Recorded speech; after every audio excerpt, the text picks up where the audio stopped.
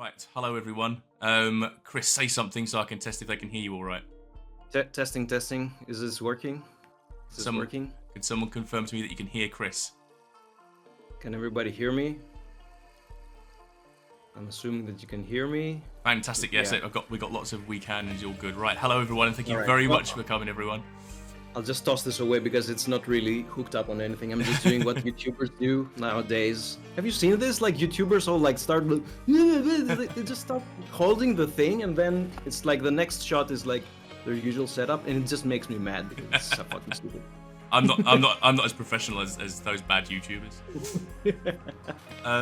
Right, so let's just crack straight on. So what I thought I'd start with is in the questions that I asked on Discord for people's suggestions for questions, we got a lot of love for you, so lots of outpouring of "we love you, Chris."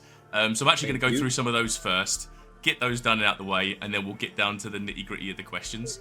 Are you gonna actually start reading like? I am. I've got a short. I'll rattle through them, and you can breathe it in. I can get your ego boosted a little bit, and then we can go into the questions. That's not necessary. It's Okay. pre-boosted. Yeah, it's about to be overdrived. So, Ellie has said, no question, just thank you for your unbelievably amazing work. Gup has written, music good, Gup approved. DumbGL36 says, hi Chris, love your music. Spoon, hey, I love each and every one of your pieces. Teos, I love your compositions and they make me want to start composing. Astro fucking Naught says, hello Chris, allow me to introduce by saying that your music is absolutely awesome. Jake, why is every track you produce an absolute banger? For the ages. Rowdy, I've been listening to the whole soundtrack recently and I love your work. High-waisted pants, hey Chris, I love your stuff. Gup Fangirl, the music you made for Raw 1, Raw 2 and Deadbolt is all amazing and I love it. Burb, your music has made its way into every one of my playlists, and I just want to say thank you for continuing to put out constant bangers. Another banger confirmation. Thanks. It's good to know. That one guy, who did you sell your soul to make such good toe-curling music? And finally, Cart Squared has put, were you the Greek god of music in a past life? Less of a question, but I wanted to say Coalescence Returns is beautiful, and I agree. Okay, well, thank you all for those kind messages. Yeah, I don't know what to say. It's kind of overwhelming. I'm very excited. I'm always getting like super nice messages until I start antagonizing people. But it's always exciting. It always brings me like superb joy to hear from you. And I'm truly happy that people seem to be enjoying the music, and especially with the new tracks for returns and stuff. It's like, it's amazing. So thank you. Kind of leads into the first question I've got on here by Railgunner Funny. What is it like having your work being well known by so many people? I honestly don't think about it too much in that term. I'm just my main concern all the time is that I want to make stuff that I enjoy, and I can. If people might have noticed that I'll never post my Spotify like Wrapped at the end of the year, like the people that I listen to, because I'm always at the top of that list. I always use Spotify to listen to my music, and I listen to my music a lot because I genuinely enjoy it. And sometimes I'll do it just to check stuff or because I'm like obsessive about it. But most of the times I'm like, yeah, you know. So that's the priority for me, and I'm always like super excited that people seem to enjoy it. I don't care if it's like 10 people or 10,000 people or whatever. It's just that every message that is like, we like what you're doing, and especially messages like the one we had. You inspire me to study music, to become a musician myself. These mean a lot to me. But yeah, it's hard because at some point it's even hard to like conceptualize that there's like people out there that are listening to your music. I think one of the biggest realizations about that for me was when I started having people, especially now that some time has gone by, is when people tell me, I used to listen to this when I was in high school, and now I'm out of college or something. And this is to me, like, I'm realizing that because we're working in games, some people get to listen to the music during very formative years, and they will have, the music will imprint on them. They will be one of their core influences, especially people who become musicians. And then I get kind of a feeling of like, this is a responsibility of sorts, That's something that I don't take lightly. I take very seriously, because I know that, like, we'll come to the questions later probably, but about my own influences, and they're all like carved during my teens. So, and they will never go away. So I take that very seriously, that people that are at a particular age are enjoying this. So, good to hear. The next question is from Goat. And what is the process like for you when you start conceptualizing new songs? Anything that helps you get in the zone? Yeah, this is a very difficult question to answer, I think, for every creative person. And there are two sides, I think, to this answer. And the one is that we are trained in the craft of making music. So what I tried, an analogy that I'm using to put it very crudely, is like, if you call a plumber in your house, it's not a matter of, having a good day or being inspired. He knows how to fix things because that's what he's trained to do. So in that sense, in part way at least, there's a part of me that's just trained to write music, and I can do that to some degree with some efficiency at any time. So I can just, my process might be just sitting in front of the computer or at the piano and just like start trying out stuff, figuring out ideas, and it's something that always will lead to something. Even if that something will be thrown away the next day, it's still, from like the 10,000 possibilities, I've narrowed it down to, 9,999. So that's good. That's a step. But the other stuff about, more the like getting in the zone or things like inspiration, stuff like that, I think to me, that's more like, of course, it's all about your input. So if you're, I'm usually listening to a lot of music before I, start like a new project. I will try to find some new stuff to listen to and get some boost of inspiration from that. I will try to read a book or something. I'll try to, find a new podcast or something, just that, so I get different inputs from what I usually get. And these are very, very inspiring. And as far as getting in the zone, it's like, particularly when I will say, okay, it's now time to sit and start writing. I think that's it's very random, I might sit down in the computer and start throwing ideas. Might be a drum beat, might be a melody, might just be some sound design. I'll just fool around with a synth until I find a sound that I like. It might be a little pattern, like a small motif or something that I will just expand later on. And getting in the zone is just, sometimes it works and sometimes it doesn't. Sometimes I find myself like doing 2 hours of work and I'm like, this is not leading somewhere like particularly great, but who knows, might get a couple of ideas down and we'll revisit them tomorrow. And sometimes I'll just, it will be 1 o'clock in the night and I'm like, I'll just have to stop because I have to sleep. Just sometimes things are grooving, and it's not, you're never sure when those days will come. So I don't know if this answers the questions in a kind of like multifaceted way, but it's kind of a lot of different things go into it. That's what I'm trying to say. Yeah, I understand.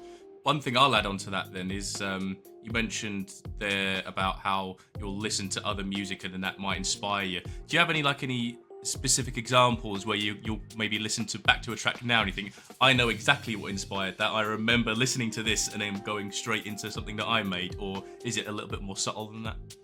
Sometimes, an interesting thing happens. Sometimes I'm like boom, I'm listening to something, I love it, it's like a new sound or something that I haven't listened to before. I'm like, I'll straight up steal this. I'll take it and do my own version of this. And then I know that I've done it many times, but I can't now like go back and say which song was that, because through the process of, filtering through my own self and my own, way of making music and my own knowledge, however limited might be compared to what I'm trying to copy, it always ends up something like quite different. So I wouldn't say that it's easy to pinpoint. I have examples in my head that I know that I've, like when I was doing,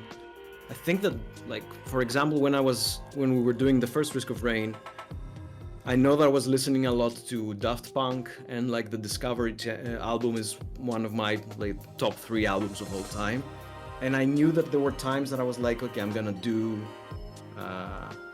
something that reminds me of Daft Punk. And I don't know if there's like an equivalent thing that is, okay, this is the Daft Punk track in the album. I wouldn't say that it exists, but I know that it's there because I know that I was kind of like listening to that a lot. Maybe it's just a bass sound or something, like or a mentality, or like using samples or something. So I don't know. It's hard to find. I noticed that some people were writing in the chat like that, the Rain formerly known as Purple is like an example of that. But that's not an example of that. That's a specific reference to something. It's not like, I'm trying to reinterpret something and make it my own, or I'm doing a reference here. It's like a very specific thing. It's like, and I know some people like say it's a cover of Purple Rain. It has nothing to do with Purple Rain, and it was not written as a cover of Purple Rain. If you listen to it, it has absolutely nothing to do with it, if you actually listen to it.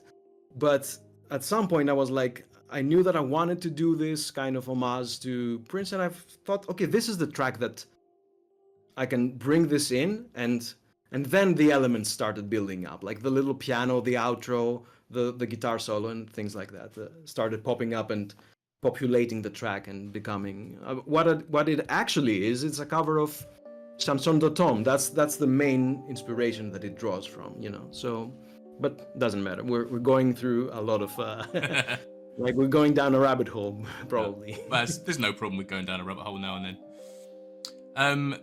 Swaggy Men on Discord has asked, what is the track you're most pleased with among all the ones you've created, and is there any particular reason for that? From all the ones that I've created, it's the Sea Will Claim Everything Part 2. I always say that. It's from my very, very first game that I did, which is called The Sea Will Claim Everything. And it's just a very emotional track. Track is very well composed, at least that's how I judge it. It's nicely orchestrated and stuff, and I feel very, very proud. It's not the best mix that it could have, but it doesn't matter to me because I know that it's, like the orchestration is there and the music is there. So I really feel very proud about it. If I have to pick from Risk of Rain stuff, it's very hard because it really fluctuates because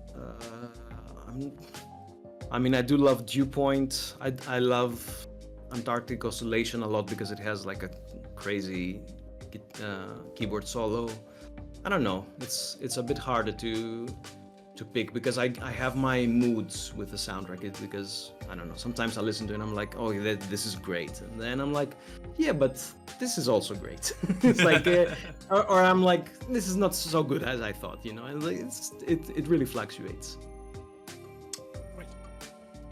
Steve has asked, is there any sort of genre or feel you want to explore with your music in the future that you haven't got the opportunity to yet?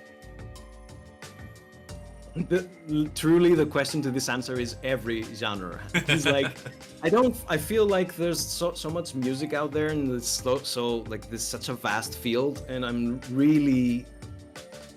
a true music aficionado. I don't want to say like I do prog rock or I do orchestral or I do whatever. I'm just like always searching for new stuff, like exploring, trying to find stuff, and hope that like I have my notebooks and I have like the concept album that is like I don't know inspired by Indian music, the concept album that it's like a rock opera, the concept album that is like a full symphonic suite and stuff like that. So I'm kind of like to me every type of music from all over the world and all over the eras are super interesting, so it's I don't know, there's nothing that I would say no, I'm not interested in that. I look forward to your heavy metal album. Well. Snub has asked, is there going to be an album commentary for Risk of Rain Returns? Be that covering the new tracks or elaborating more on the first Risk of Rain album commentary in addition to the new tracks? I've always loved hearing your commentary and how the tracks came to be, / little details and facts. Yeah, there's definitely going to be a commentary. I'm not sure exactly what the format will be. I'm very, very tempted to well, I think my kid had just fallen off. I'm very, very tempted to go back and revisit the original tracks and do kind of like a retrospective, like after the 10 years. So that's probably something that's gonna happen. I can't say when because I'm like extremely busy at the moment. So whenever I find the time, I'll do it, and I'll definitely go over the new pieces and talk a little bit about them. And I'm trying to see if there's a way that I can talk with the collaborators and have them like online or something and have a chat with them and discuss about the process and have something like that is not, like a 5-minute commentary during the playthrough of the track, but sort of like more of like a in-depth discussion. I would love to do that. We'll see how much it's possible because everybody has schedules but that in some way, in shape or form, there will be a commentary. That I can say for sure. Excellent. There was quite a few questions about that, so I'm glad to hear it.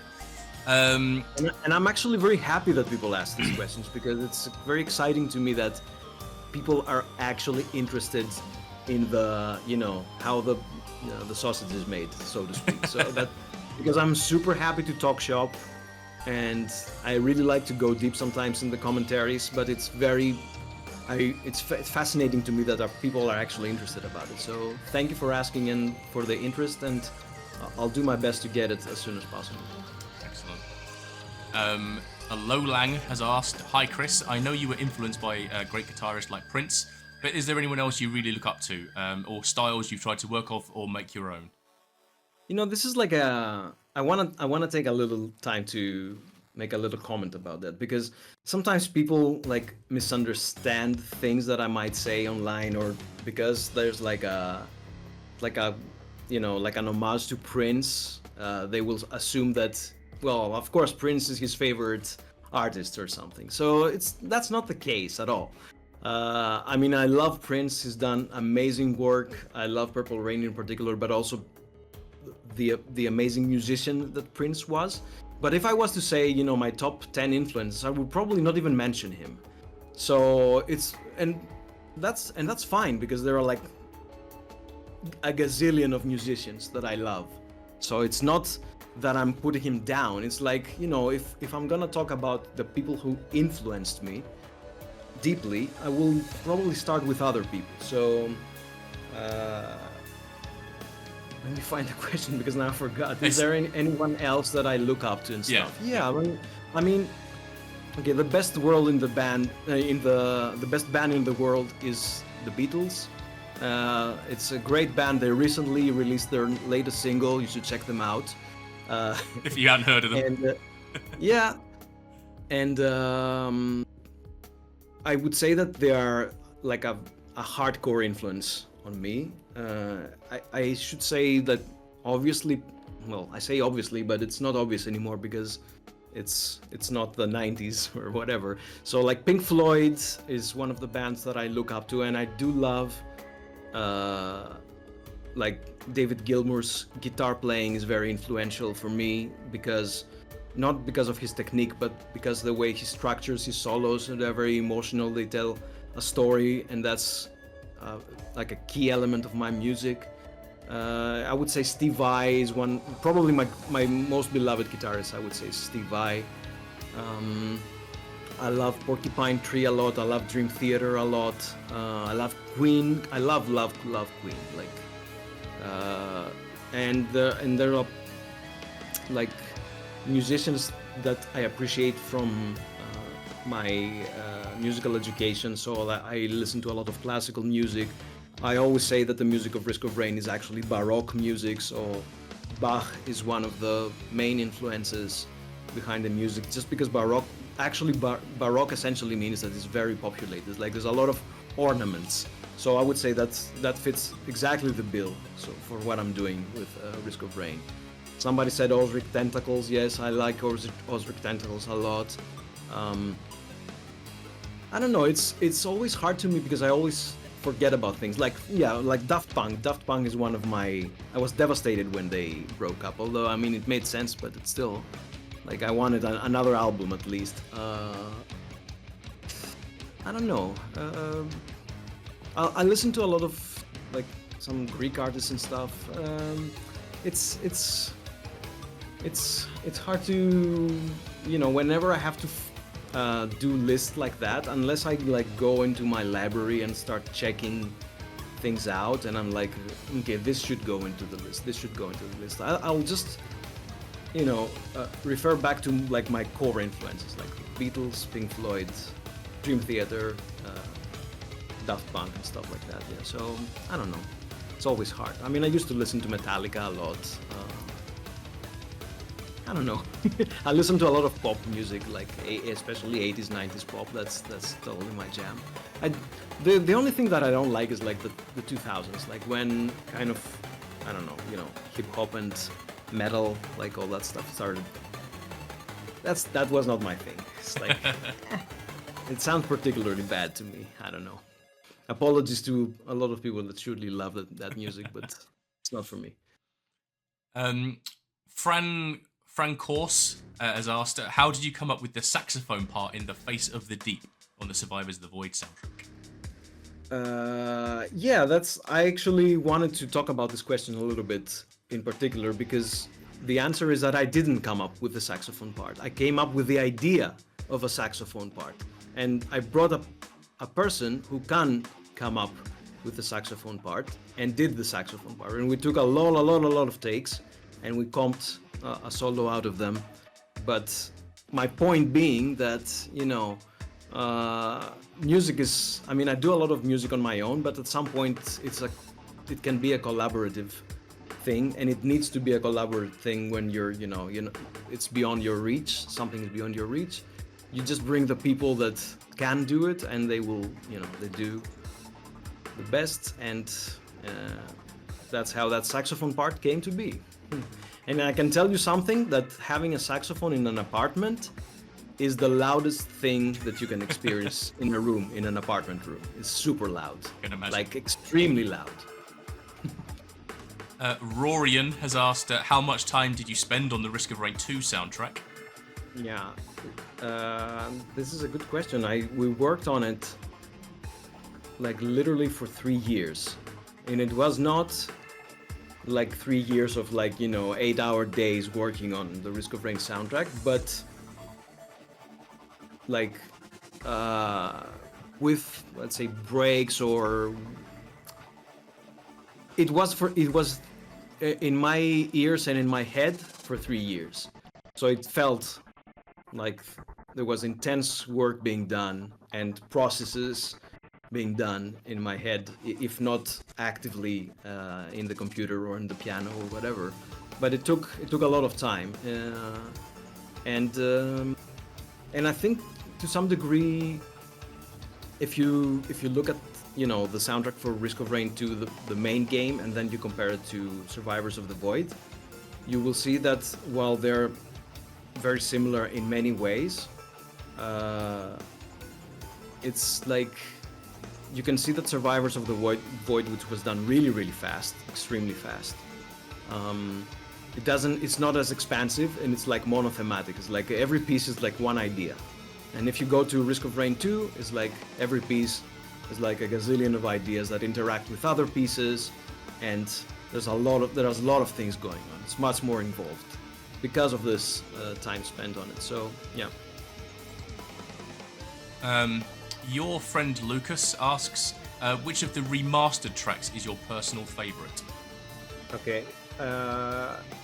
I'm wondering if by remastered he means like the remixed tracks, or truly the remasters, as if, you know, the remastering work that has been done.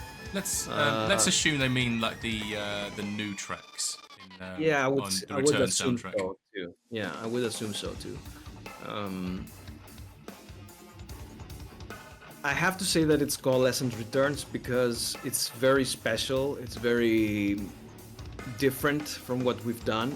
It is the result of a very different process from what we've done so far, and for that reason, it's truly unique, and it's weird because it's a track that does not exist without not just the music that already exists in the game, which essentially is an homage to the music, but it doesn't exist without the 10 years that have been that have gone by, because that's the point of the piece, is that we're kind of, you know, reminiscing, we're looking back at all the without the journey there's no Coalescent Returns. So in that way, to me, it's very special. It marks kind of like the true end of a circle, you know. It's like we did this 10 years ago, and we're kind of bringing it back and kind of wrapping it up and like perfecting it or something. And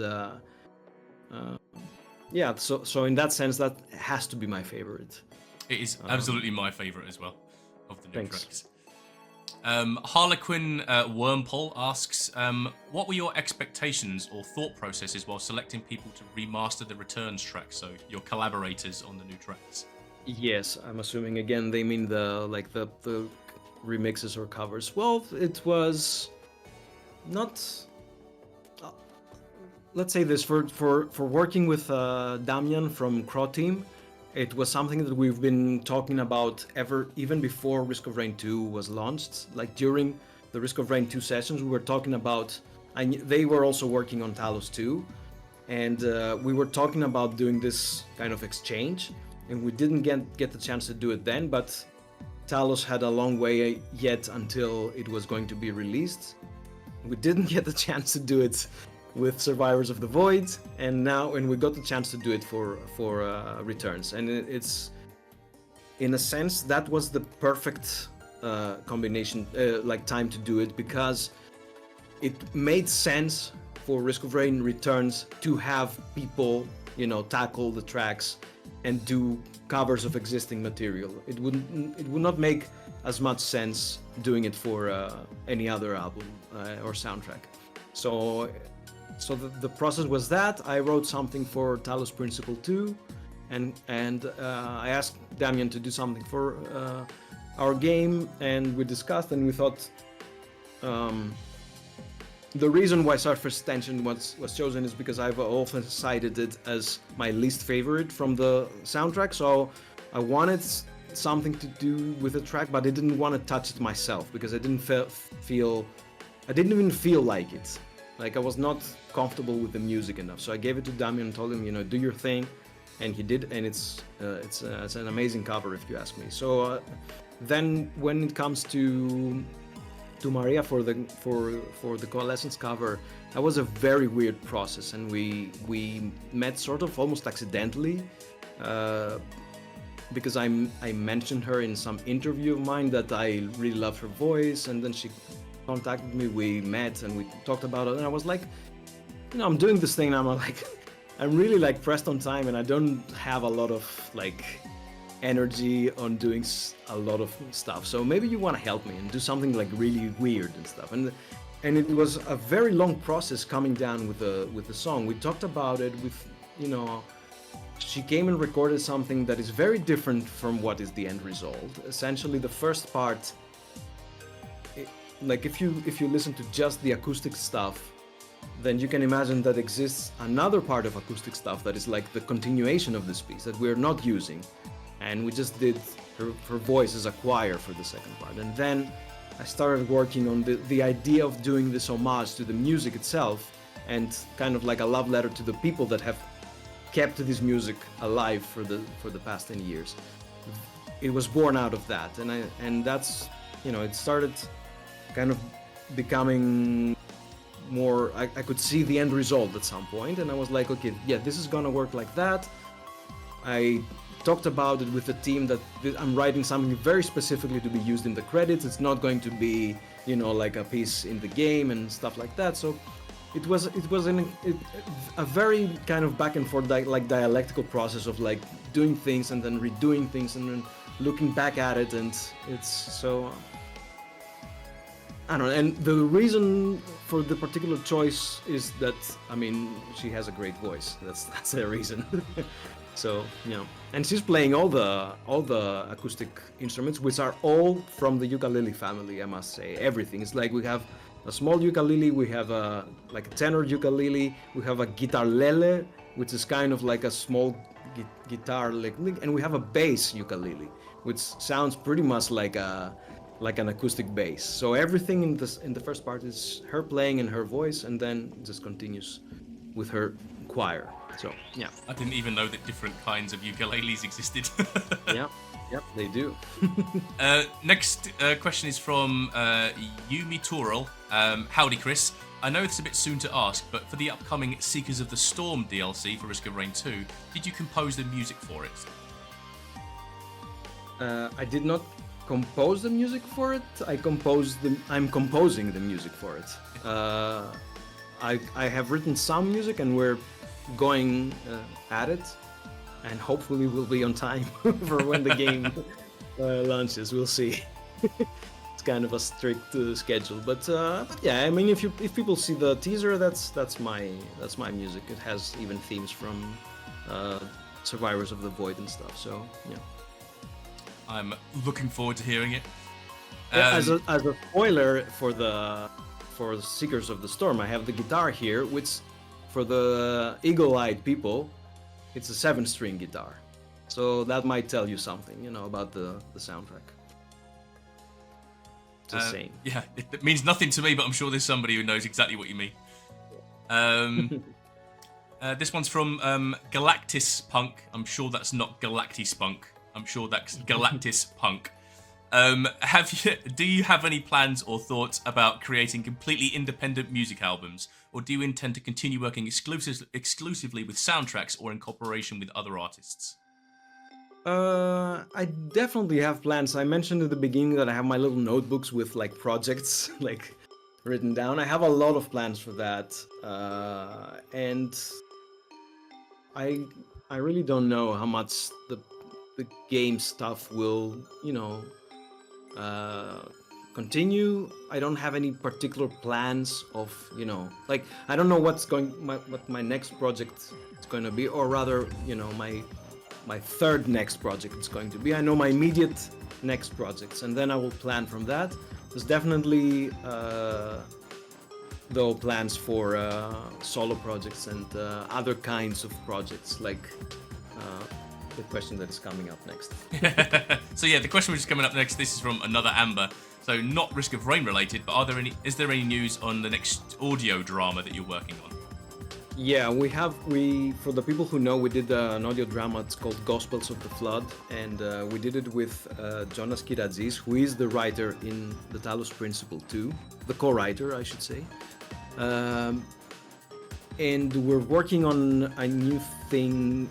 We already have the episodes written, at least not first drafts, first, you know, complete passes of the episode, and we're, let's call it pre-production, which is essentially that we're like thinking of actors and doing casting and doing recordings. And once we have the voices down, whenever I have some free time, I'll start working on music and sound and all that stuff. It's gonna be much different then. It's gonna have like a wider cast, and it's going to be kind of like I don't want to spoil things. It's going to be kind of Lovecraftian, but it's almost like a murder mystery, something like procedural thing, and it's gonna expand from that, and we'll see. It's kind of made to have a season 2, so we'll see how it goes. The next question, I think you've touched on this quite a lot already, but I'll ask it anyway in case you have any other insight. This is from Kiara Gupp. Do you still consider Surface Tension to be your least favourite or least finished track from the original Risk of Rain soundtrack? I was wondering if your thoughts have changed since you made your album commentary, and if you think the remaster and remix for Risk of Rain Returns improved upon it. I think we know the answer to that last bit. Yeah, I still think it's the least strong of the tracks because it's not very well defined harmonically. Sometimes it feels like it's sort of meandering to me. It's not fleshed out enough for my liking. It doesn't mean that it's bad in particular. It's just that I don't, I think it could use a little bit of work.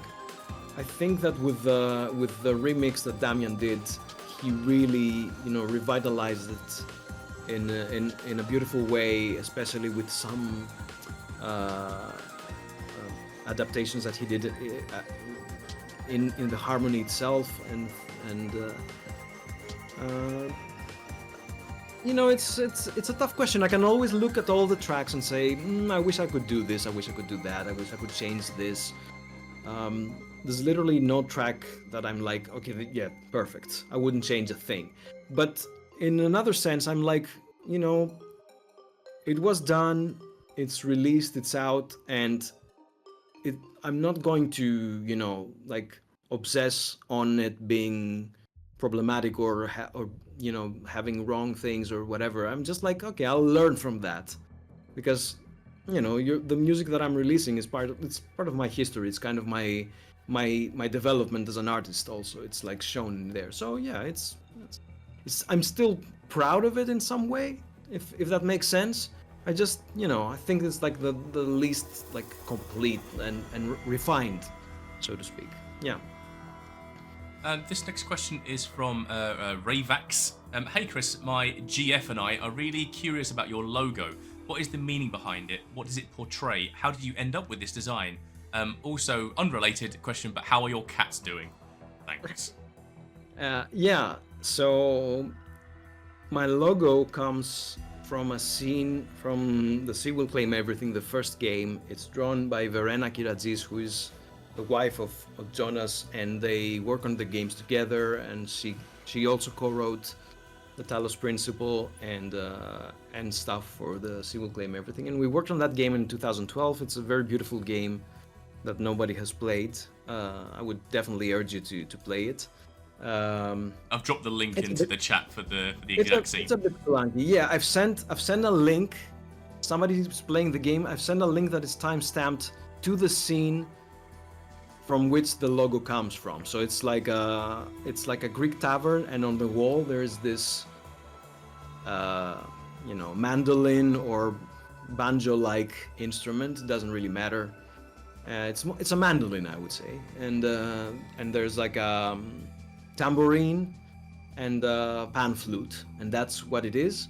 And it doesn't mean anything in particular, other that it's like a symbol of music that comes from the very first game that I worked on. It's an important game for me, and I asked at some point, I was like, I should have a logo, and I asked Verena for it, and she said, yeah, you can fucking use the logo.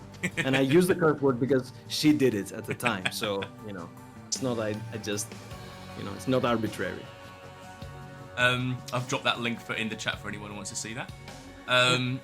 And this question and it is on Steam. The game is on Steam for the people asking. Yeah, if you just search The Sea Will Claim Everything, you can find it.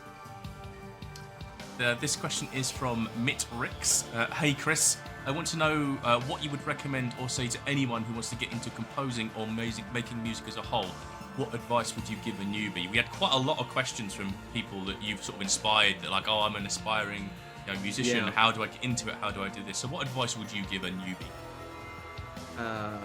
This is a great question, and okay, my very, very first advice would be to study music. And if as weird as it sounds, as an answer to this question, it is very important, and it doesn't go without saying, unfortunately. There are a lot of people who call themselves composers or musicians out there that have not studied music. And do they need to study music? When I say study music, I don't mean, you have to go to the conservatory and learn, year 1 and year 2 and I mean study music. You have to find your way, how this is going to work for you. I would say that there is some validity to organized, structured, methodical study that you can have from a teacher and from a conservatory or your local music school or whatever. I would say there's a lot of crap to be found online, and I would not trust, don't go on YouTube and type how to learn music, because not 90%, 100% of the things that you will find are wrong, are dead wrong. So I wouldn't suggest that at all. You're much better buying a random book from any bookstore, about any music store. It's chances are it's going to be much better. But here's what I think. My teacher once said, there's no musician without a musical instrument, and I truly believe that, because the musical instrument is the way that you express yourself. It's a very, very important thing in your musical journey. So I would say, even if you want to write like purely electronic music, learn a little bit of a random instrument. Is that the piano, which is helpful because it's very practical, because you use it also to program stuff and to put ideas in the computer or whatever? Okay, go with the piano. Do you want the guitar? Go with the guitar. Do you want the flute? Go with the flute. Whatever. But pick up an instrument and learn it. And I don't mean, tweak a synthesizer. I mean, pick up an instrument that has the structure of, a little bit of learning how to read notes, but essentially it's not about reading notes. It's about putting your ideas into your hands in something that makes music directly from your fingers, or your mouth, or your whatever part of your body you use to play that instrument. It's very, very important. And then I would say that a little bit of theory is important. And when I say a little bit of theory, I mean all of the theory, because I don't want to use a lot of curse words, but go ahead. I do all the time. Go ahead.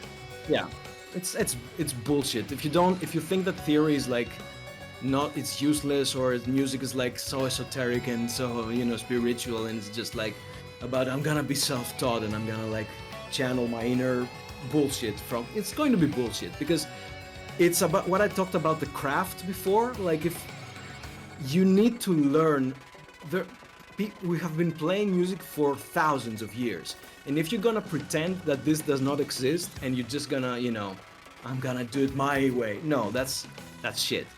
That doesn't work. You need to learn how things were done. It's music theory, music history, listening to music, and internalizing stuff, listening to a lot of music with an analytical ear. These are essential parts if you want to be a pop star, if you want to be a game composer, if you want to be a film composer, whatever. Everybody does this. Even musicians that you think are like so cool and don't bother with that stuff, that's bullshit. I can tell you with 100% that either they do or their producers have done it. So don't come to me with excuse my kind of like very strong position on that, but it comes from experience, and a lot of experience with other people who have tried to learn music in all sorts of ways. So you start with that, and I don't know, at some point, because music is infinite and the knowledge about music is infinite, you'll have to start narrowing down. So for example, I at some point decided that I want to focus on composing, so I went down the more theoretical and composition part, and I left like the actual practicing the piano a little more behind. Then I took a route on, I don't know, a little bit of production. I would say that a little bit of production on the computer is also important just for practical matters, because you're going to be asked to do, unless you're entirely a concert hall composition guy and you're just writing scores, then you need to study orchestration and stuff like that, and it's a very valid way to be a musician. It's the ideal way to be a musician, if you ask me, but it's it's also very difficult, especially to make money from that. Uh, but yeah, I would say that as as silly as it sounds, you just need to study music, and studying music is not about opening some software and looking about how things are done. It's not about buying loops and combining them. It's not about all of that stuff that a lot of people assume that is music making. So, and be prepared, because it's fucking hard. It's not like, oh, it's so nice, I'm playing music. No, you're gonna have to study like for long hours, kind of bust your ass, and yeah. So you have to be ready for that, I guess. The next question kind of leads on from that. So this one's from Bard Boy.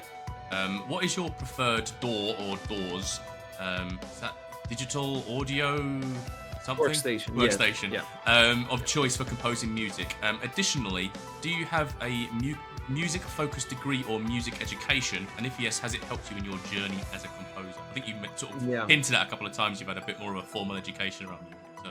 For the second part, yes, I'm essentially, all my education is music. I started from a very young age in a local music school, played the piano. Then I taught myself to play the guitar a little bit, and then I actually taught myself to play the drums a lot. And I became quite efficient drummer, and eventually went into music theory, music composition, and stuff like that. And I actually studied field music in Amsterdam for a couple of years. All that feeds into that. I also study a lot of music on my own. Like, I will try to get knowledge from all over the place. And has it helped me in my journey as a composer? It has helped me in my personal journey as a composer, in the sense that I feel, on the one side, I feel proud about the music that I'm writing, and on the other side, I feel always wanting to learn more and be better. Has it helped me in the music that I'm writing as a video game composer? I don't know, because sometimes it might feel like, do people actually care? I don't know, but sometimes, especially when I'm interacting with people and I'm like, nobody's gonna get this. I'm like doing something really complex and very like nitty gritty, like, and people like will find out, or maybe one person will think, oh, I see what you did there. Like you brought that from there, or you did this kind of polyrhythm or whatever, or this theme is the inverse of that or whatever. And then I'm like, yeah, that's good. So I would say it does help. It does help also because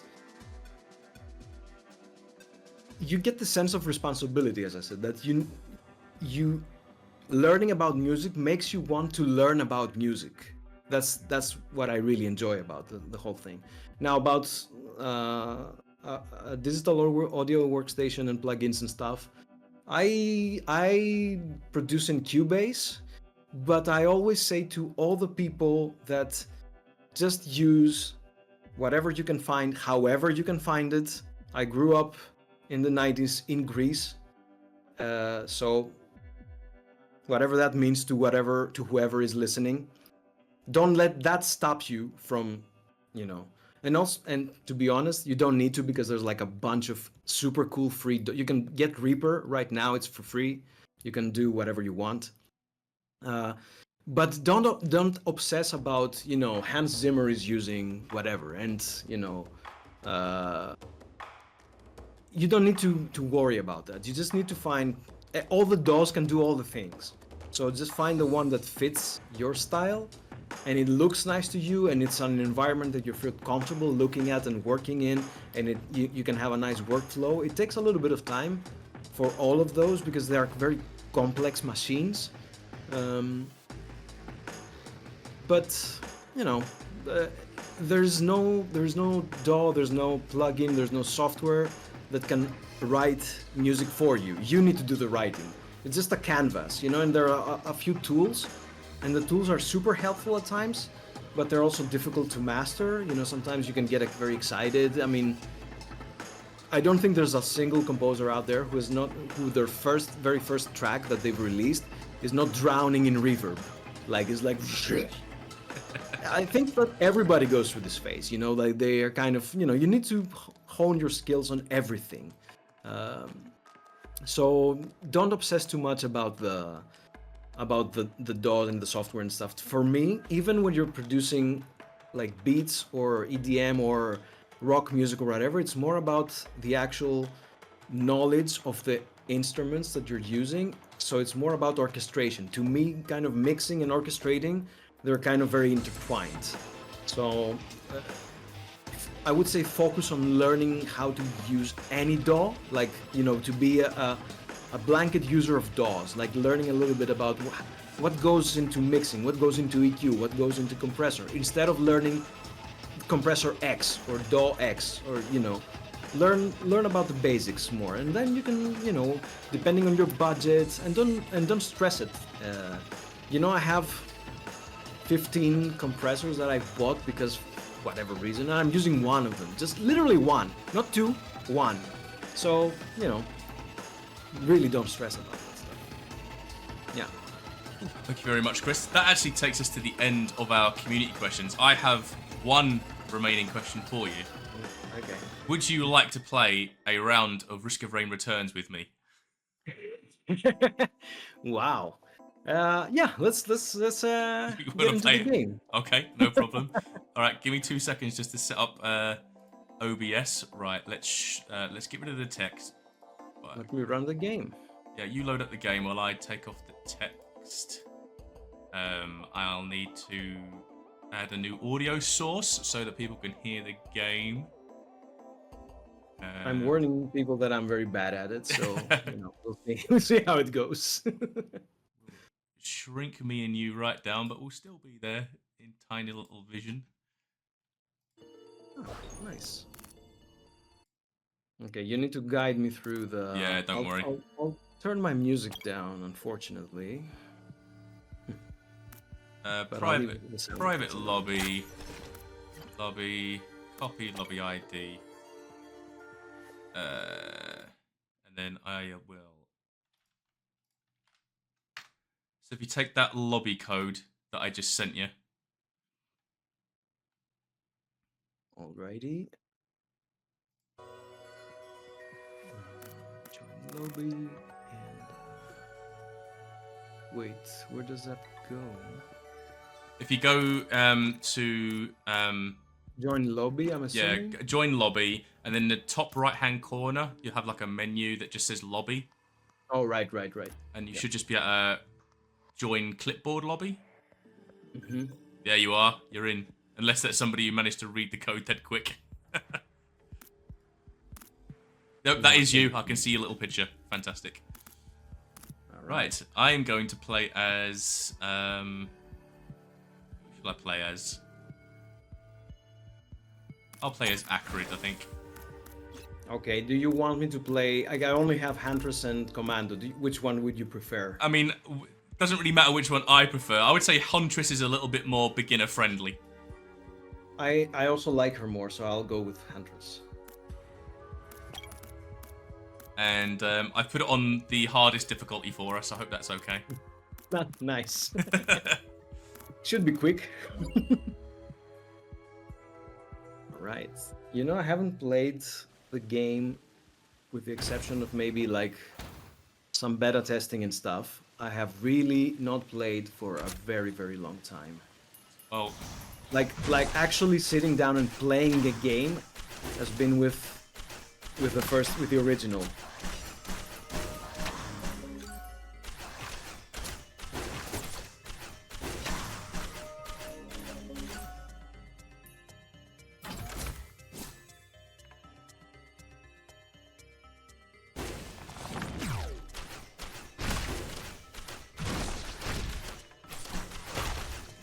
You know, when I run a test a little bit earlier, just so I can see, you know, that everything is working fine and stuff, I actually ran into the ukulele and I was like, oh, okay, there it is. Oh. Is the ukulele description and his music was electric? Is that a reference to you in any way, or is that just a coincidence? Not that I know of, truly. I think it has been there before I joined the game, or at least not as a direct reference to me. Oops.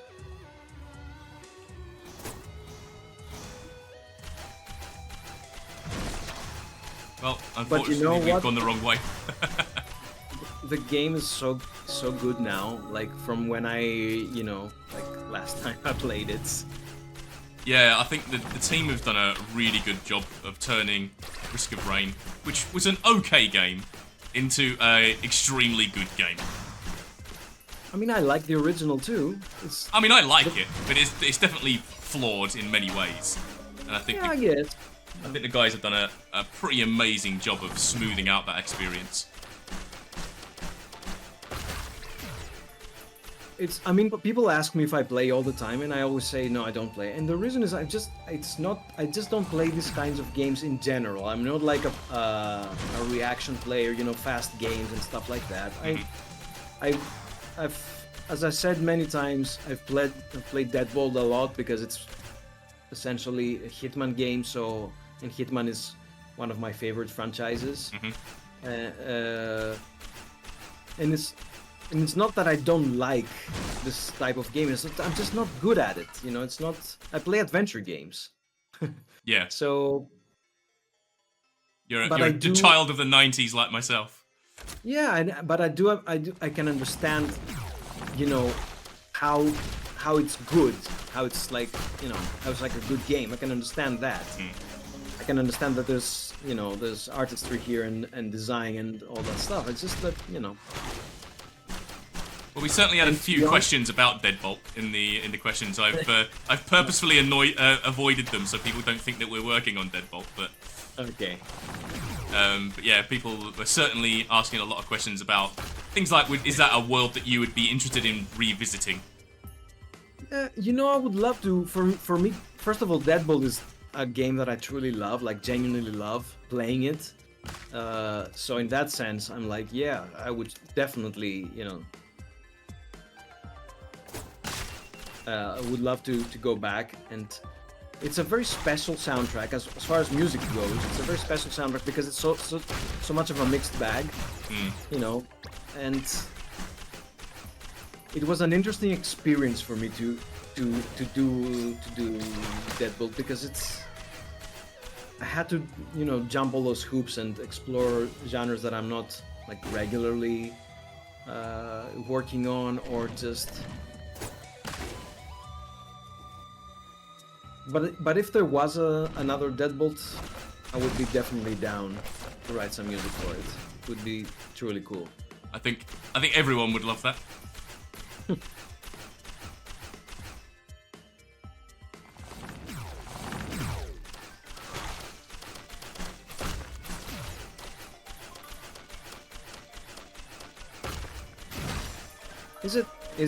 Is the game too easy? Are we playing on like we are playing on Drizzle, yeah. Yeah. Wanted to go easy. Haven't died yet. Yeah, wanted to go easy on you, but we do still need to find the teleporter, but Yeah.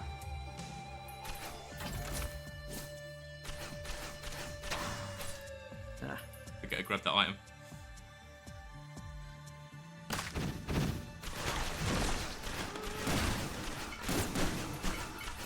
You're obviously better at the game than you imagined. If you survived this well so far.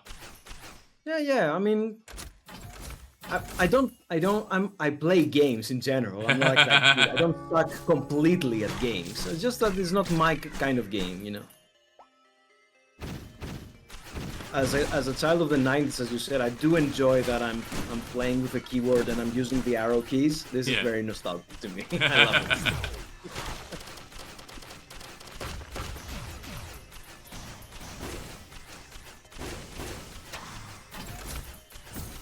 And it's also very fun to. Technically, I'm working now, and I'm playing a game, which never happens because I'm. You know what? The other factor of me not playing too much any game is that I literally don't have the time. So if I do have a little bit of time, I will play a game that I know that I like. So you know, I try to play a little bit of the Talos Principle, for example, because it's a game that is like my favorite game ever. So it's like, yeah, I'm gonna if I have a little bit of time, if I have an hour in the weekend, I'll spend it on that. Yeah, I constantly feel very blessed that my game can overlap with actually playing games. It's not something I take for granted.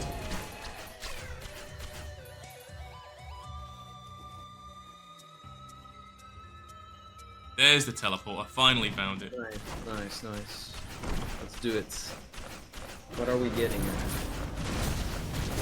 Oh, nice.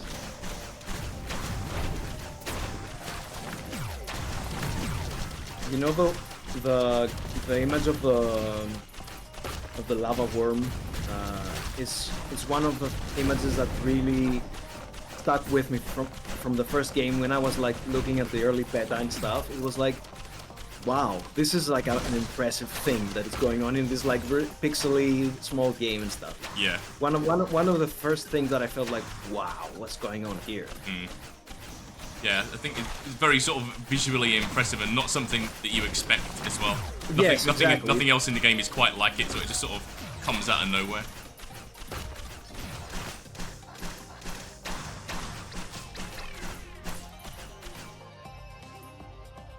And I think the guys have really recaptured that feeling with a lot of the bosses. I remember the first time that I saw the Wandering Vagrant, which is the big jellyfish boss.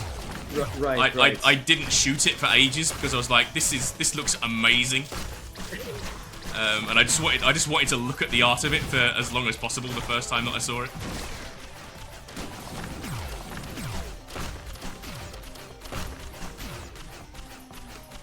And I watched a clip of Risk of Rain 1 earlier with that boss on. I was like, I don't remember that boss looking so unimpressive because I'm so used to seeing it look fantastic now. Even though at the time I was probably quite impressed by it. Right. Nice. Oh. The fabled Sky Meadow. It's actually quite fun to play. It's a good game, yeah. Yeah. It's got an okay soundtrack as well. Yeah. Whoops. I think this is, I don't know, you have to forgive me because I actually don't know the names of the tracks, but I think this is one of my favourite tracks in the Risk of Rain soundtrack. Yeah, this is the one that has this Chanson de Ton, right? Yeah. Yeah. You know what, this track, coming back to a question from earlier, I remember for this particular track that I was listening to, I don't remember the title, it's one of, the artist is called Amon Tobin. He's an electronic artist that does a lot of like work with weird samples and creates his own sounds and stuff. It's very particular sound. And I remember listening to some of his music and I was like, I want to do something like that. And that's why this track is a little bit, sometimes the melody is fragmented across different instruments and things like that. And if you go listen to the opening track of the album called Isam, I-S-A-M, from Amon Tobin, I honestly don't know if you're gonna find it similar, but it's definitely a source of inspiration for this track.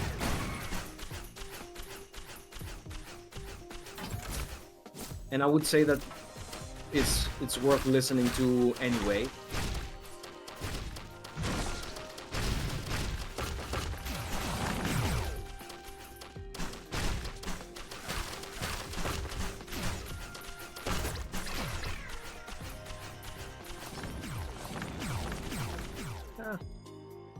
I'll come join you just so that we are in the same screen. Yeah, I've just found the teleporter, and it's Nice. it's probably gonna be a bit tricky because I've hit 2 mountain shrines, which makes the boss more difficult. Nice. So let's see how that goes.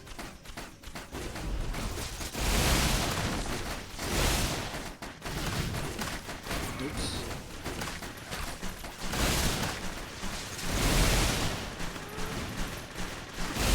Sorry.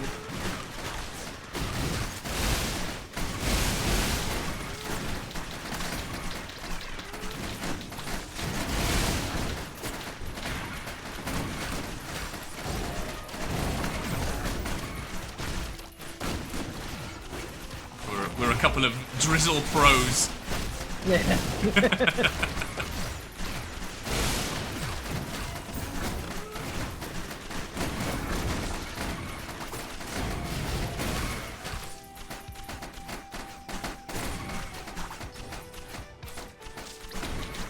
At this rate, we might actually be able to hear Coalescence returns on this stream.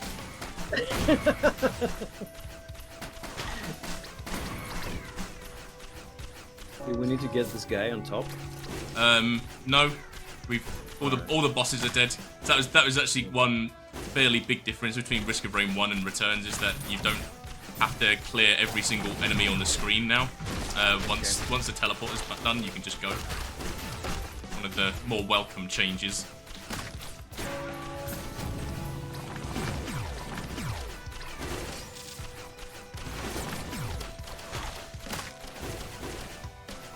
There's an equipment here you can grab if you want it before we leave.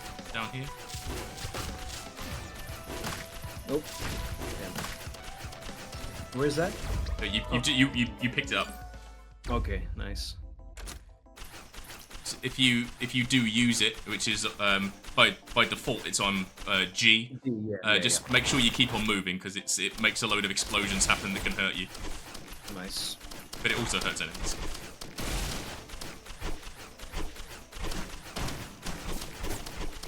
Logbook. Nope.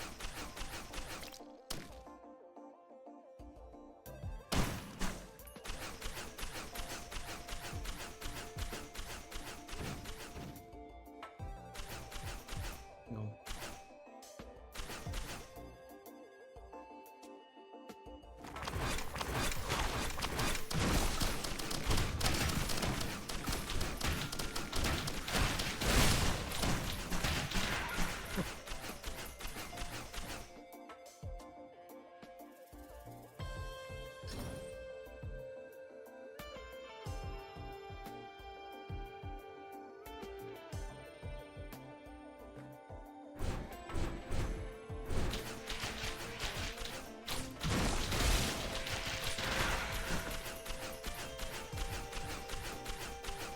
Oh, I wanted to say,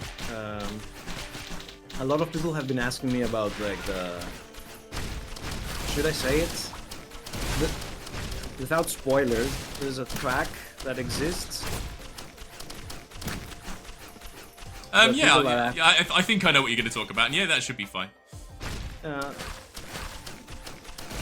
There's another track that is not posted with the soundtrack anyway, and the reason it's not posted is because it's not mine, and it's a little piece that existed in the first game, and now it's, if I'm not mistaken, it's remixed by a couple of other people, friends of Paul's or Duncan's, I'm not sure.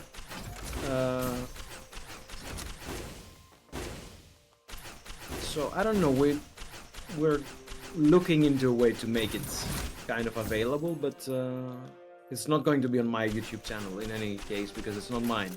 The teleporter is here. Should we go for it? Yeah, or? Yeah, go for it. Oh, here comes the Wandering Vagrant. Nice. It's my my favourite remastered monster, if you like. I think he looks fantastic. Oh, I'm gonna die. I died. Oh, I have my little. Oh yeah, you get to shoot around as a little huntress drone. Okay, I'll help out. I didn't even realize I'm gonna die. It's like, okay. Well, considering you've not really played for 10 years, I think you've done pretty decent so far. But I genuinely didn't want to die. I was like having fun.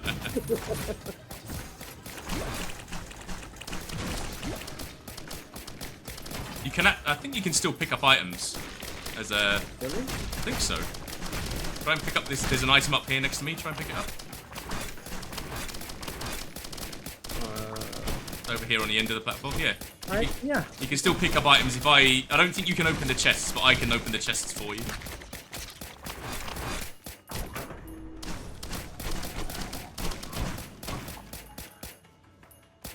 Just means that you don't like fall behind on getting items and stuff.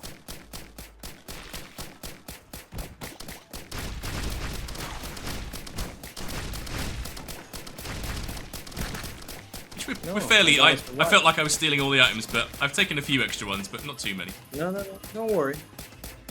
I unlocked a new survivor, so that's cool. Oh, you must have unlocked Bandit. There was a bug until fairly recently that didn't work in co-op, so I'm glad that worked. Okay.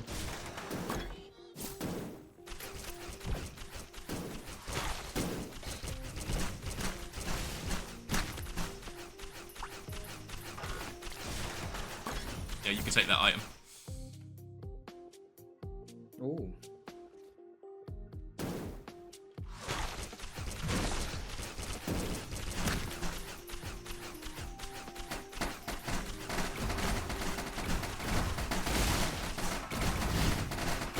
Should I try the thing?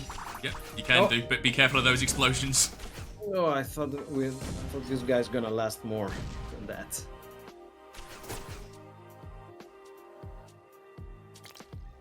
Okay, it has a 1 minute cooldown, so that's good. Oh.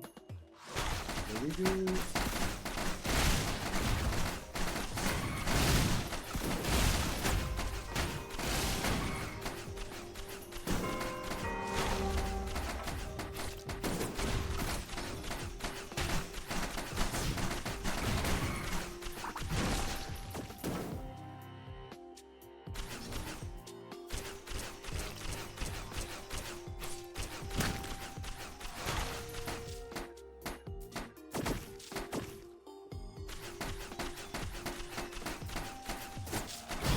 Check at the top of the stage, see if the teleport is up here.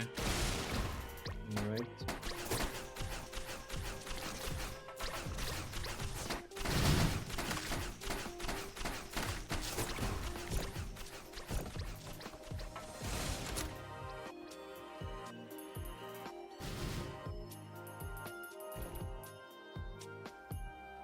I think I need to start being a little bit more careful. Yeah, the teleport is right at the very top left-hand corner of the stage. So if you find like a rope to climb up, I'll come down to you as well. No, it's fine. I'll jump up. I was just dealing with some people. Yeah, the blue elites. So when a monster is like spawned as blue, they're particularly nasty. One there just very nearly killed me.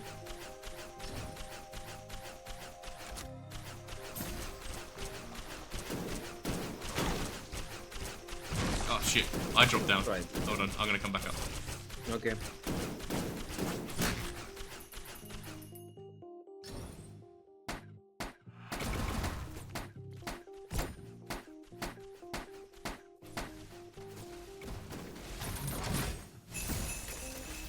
Oh, no. He was nasty. Damn. Oh, you died? Yeah. Yeah, them overloading elites are probably the toughest thing in the game. Oh, do you know what? That's the second time I've fallen down that exact same hole. Is there a way to climb up this side, or do I? No, I think I can climb up this way. I have no idea. I came from the other side, so I don't know.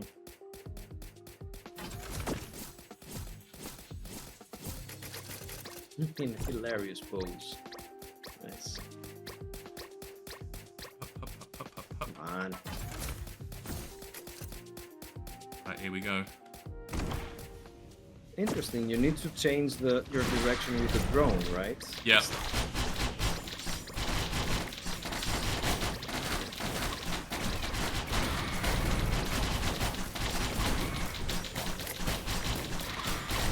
There's a lot of things going on here.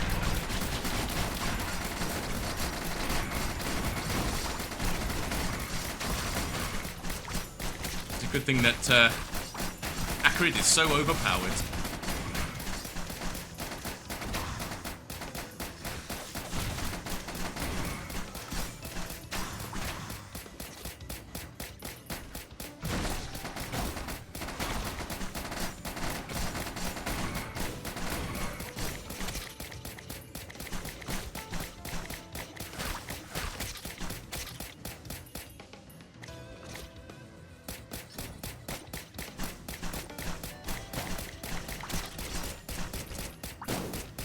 Can we get a Chris's items reveal? Yeah, I might have been hoarding items, just ever so slightly. Those are temporary items. Ever so slightly more than Chris. Whoa.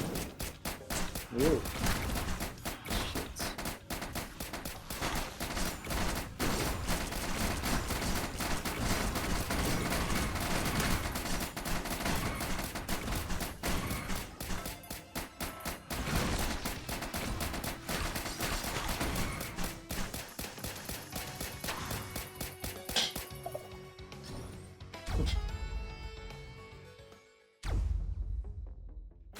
No, the ukulele is not Chris's dev item. We mentioned that earlier, that it existed in the game before he made music for it.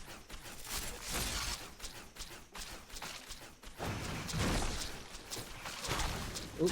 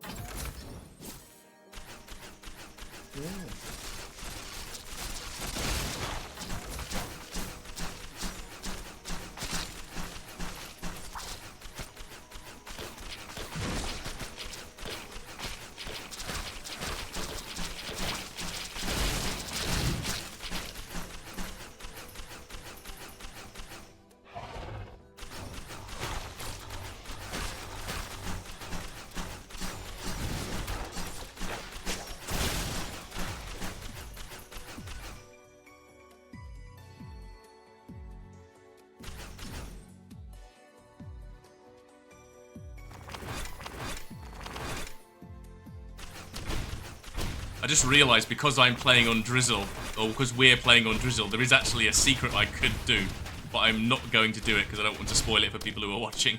Oh shit. Oh, you died. Dude. Oh no. This guy killed me immediately.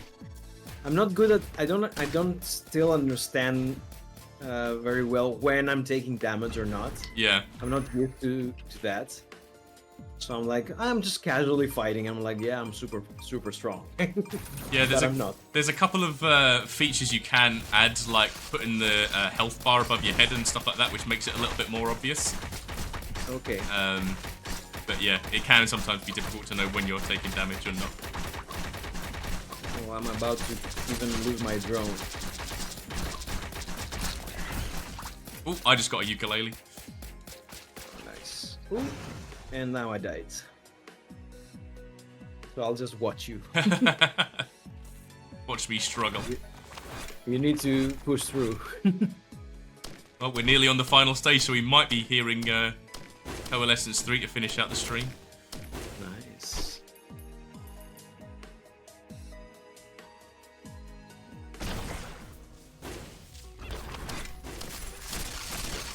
Oh, that's a big teleport.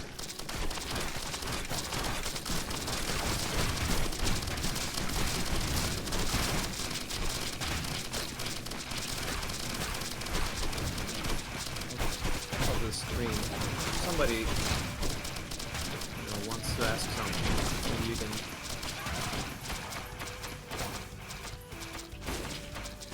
I think I'm probably going to die here.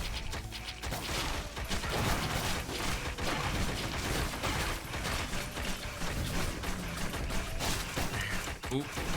Let's just do as much damage as I can. Run away.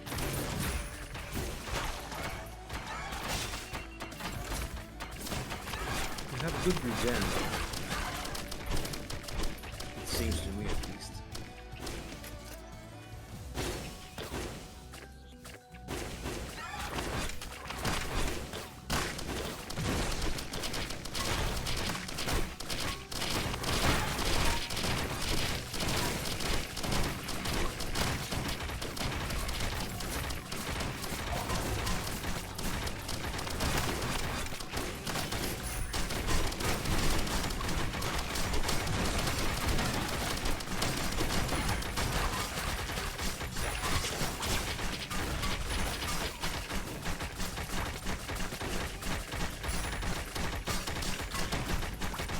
Wow. You might make it, right? I might just. Yeah. I'm surprised. There. There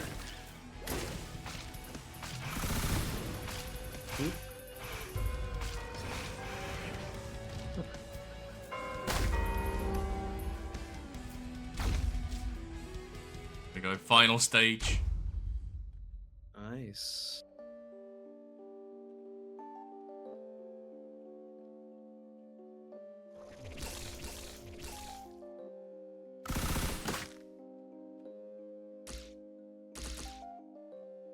Everyone loves this track. It seems so.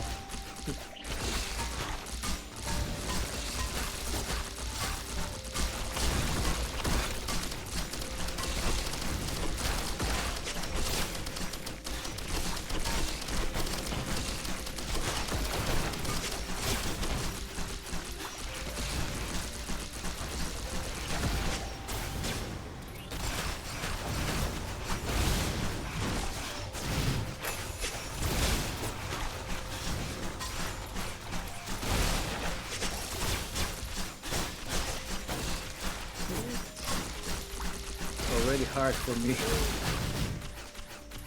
Yeah, some nasty enemies on this stage. I think getting to the final stage on your essentially your first playthrough is quite a tough situation to be in. But we'll try and load you up with some items. Oh, if I live, really, which I think I'm about to die. I didn't really get here though. It's a team effort.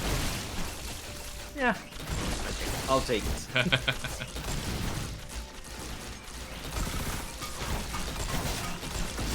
Oh, I think I am actually gonna die. That item over there for you to grab.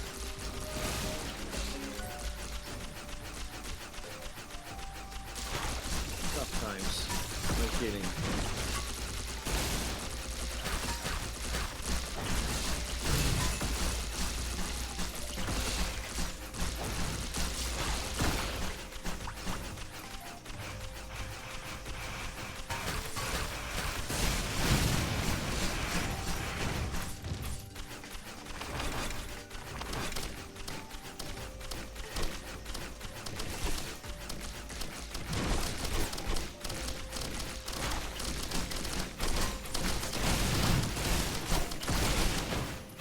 Climb up this rope.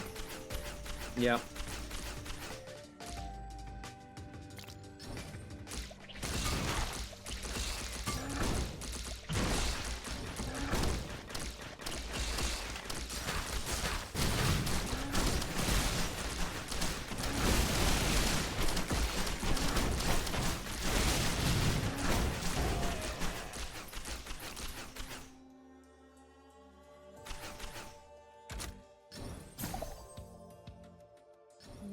Should I switch for this one? I would keep what you've got.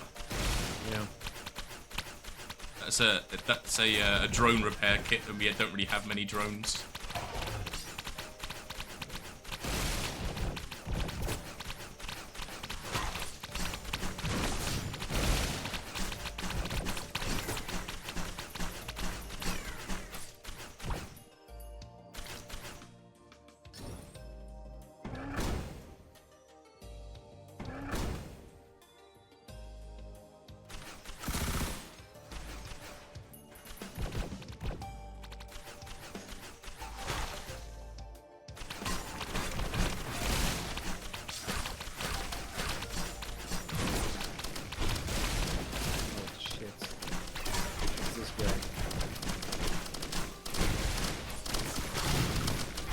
You want to stay away from that electric dude.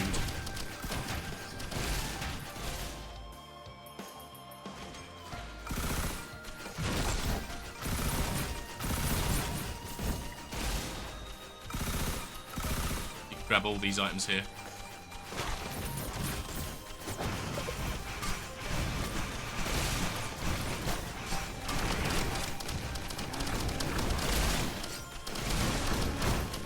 Accidentally use my equipment when I didn't mean to. Oh shit. What's that?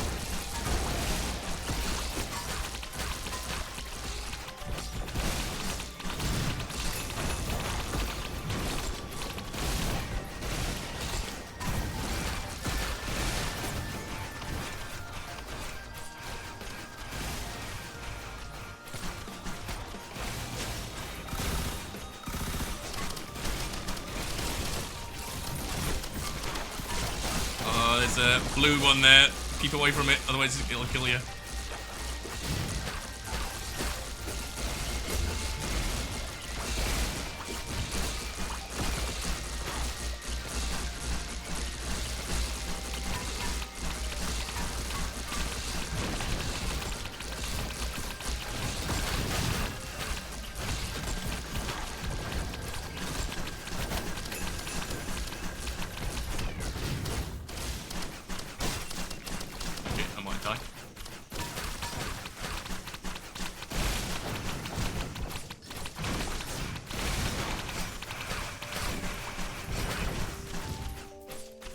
I need to wait a minute for my health to regenerate a little bit.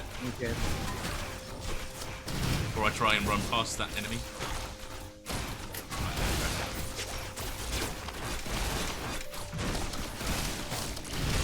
Oh shit. Oh no no no. Oh, no. No. Right, Anyway, let's go. Let's just Go with the drone. skip to the end. Oh.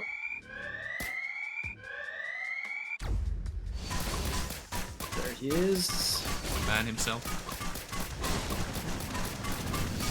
Him.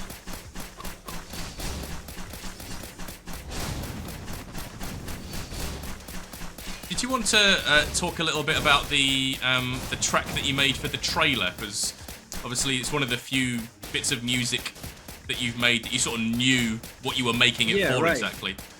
Yeah, exactly. Yeah, you know, it's actually, as you said, it was made for the trailer, and then we decided to use it in the game also. It was really nice because usually I don't really enjoy working for trailers.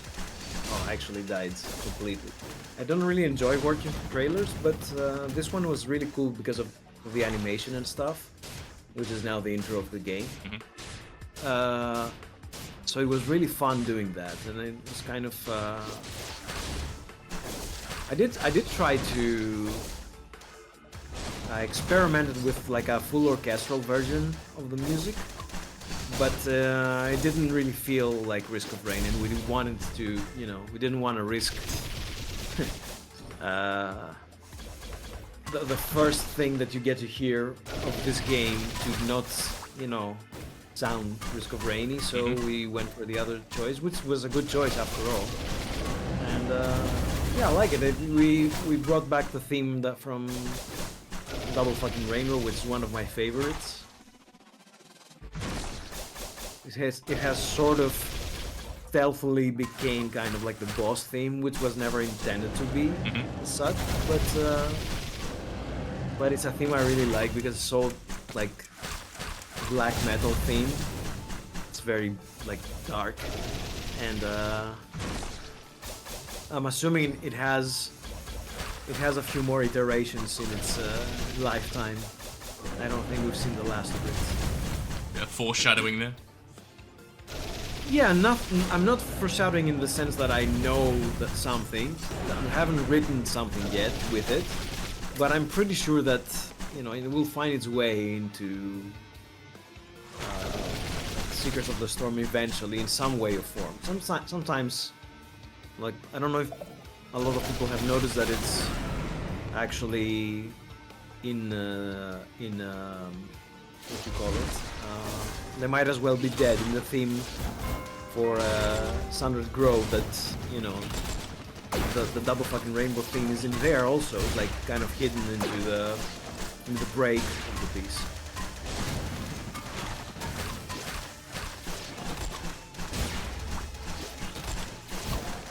But it was a cool idea because essentially it was the first new thing, because we didn't really know, like the music of the game went through many ideas. Something that people definitely don't know is that I was considering of doing like a side album that was going to be kind of like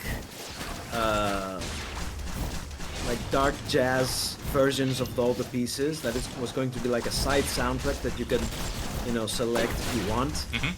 And we did some tests with that, and it's not that it didn't work out per se. It was that eventually we didn't have the time, and the musicians that I wanted didn't have the time to do it at the time that we needed it. So we kind of abandoned the idea.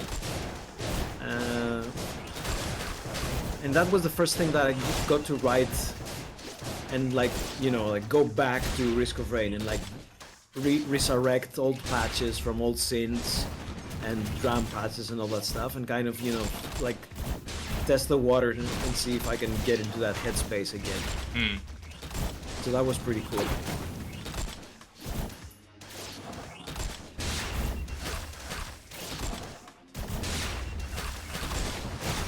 Oh, I'm gonna die right as he's about to die. To run away.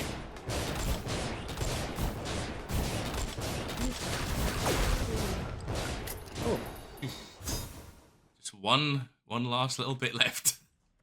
Nice.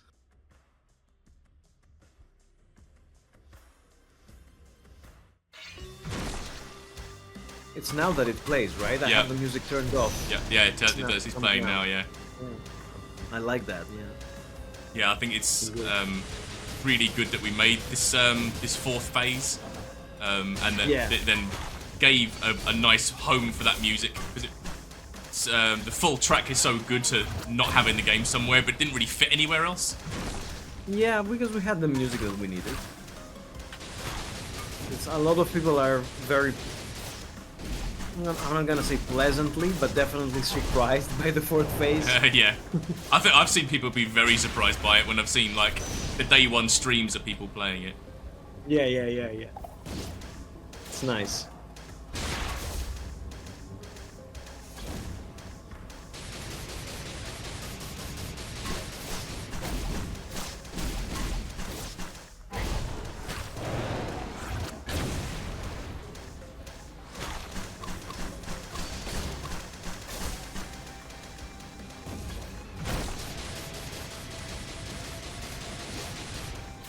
Gonna take a while. Ooh.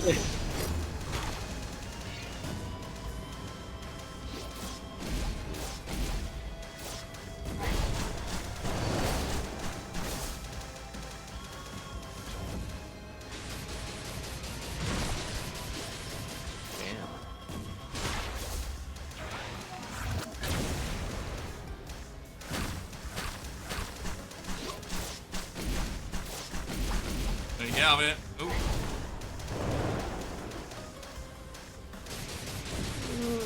I'm kind of stuck. Ow, ow, Yeah. ow, ow. Oh, fuck. I was really hoping we'd be able to hear Coalescence 3 then. But never mind. We did it anyway. Hold on, let me just load this, and we'll put you back to being big on the screen. Before we end the stream, is there anything you'd like to end with at all? Nothing in particular other than just thanking people who were on the stream, people who asked the questions. I hope that we covered. You selected a few questions, and I also had selected.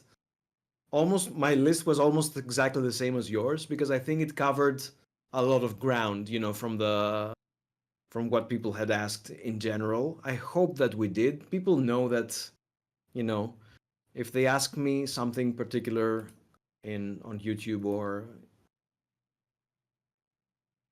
I will, most of the times I will answer. So, Well, I'll be uploading this to YouTube, so hopefully there'll be some comments on there, and you can have a look and see if you can comment on some of those. Yeah. But I would like to echo that sentiment. Thank you very much to everyone who asked questions on the Discord. Thanks to everyone who's come along and watched with us.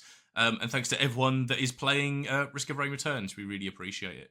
I'm going to now quickly find somebody to raid this stream into. Nice. Let's have a look. See, it's a nice little boost of... Cap is streaming. We like Cap. Let's raid into Cap. Right, 1 second.